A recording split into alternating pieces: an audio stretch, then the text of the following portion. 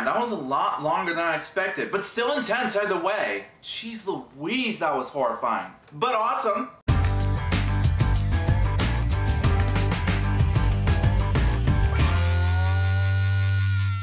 Yo, what's up everybody, it's Des here. Today, I'm going to be reviewing our second chapter to the Christopher Nolan Batman series, The Dark Knight. Not The Dark Knight Rises. That review comes sooner than later. Anyways, with the help of allies, Lieutenant Jim Gordon, played by Gary Oldman, and DA Harvey Dent, played by Aaron Eckhart, Batman has been able to keep a tight lid on crime in Gotham City. But when a vile young criminal calling himself the Joker, this time played by the late Heath Ledger, rest in peace, who suddenly throws the town into chaos, the Caped Crusader begins to try to fine line between heroism and vigilantism. Now, this is no joke. The story was a lot more menacing and frightening than the previous film that I reviewed a few days ago. Lots of brutal scenes kick in, which makes it a lot more intense and interesting, which is great for a movie like this. More intensity keeps the streak flowing. Also, the camera work in this movie blew my mind. The reason why is that we keep cutting to many different situations and conversations, which makes it even more nerve-wracking and death-inducing for the good guys. I was so into it, I kept my fingers crossed for the entire latter half of the movie, which was an awesome experience for me.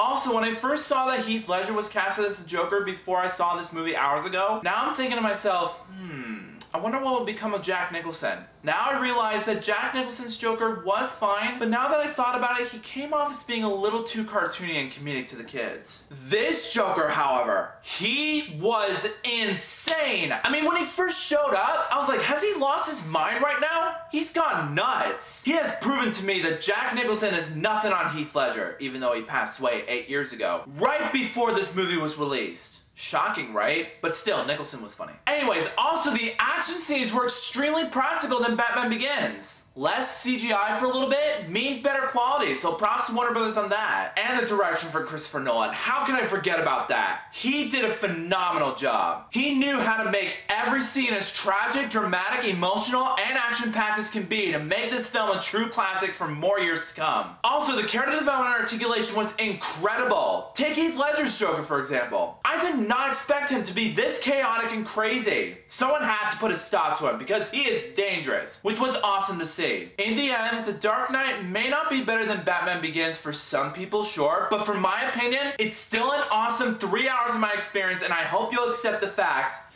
that I rate The Dark Knight 5 out of 5 stars. 7 more to go, guys. Remember, the theatrical cut of Batman v Superman counts. Just saying. So, The Dark Knight. Have you seen it? If you haven't, say hello to Two-Face. Ready to strike a deal of life and death for you. Better luck next time. But if you have, come back and let me know in the comments what you thought about it. Also, if you like this video and you want to see some more, make sure that like button shines in your face. That'll totally help me out a ton. Also, share that video with your family and friends and favorite it. That's a very good way to show support for that review. But until then, I'll see you next time.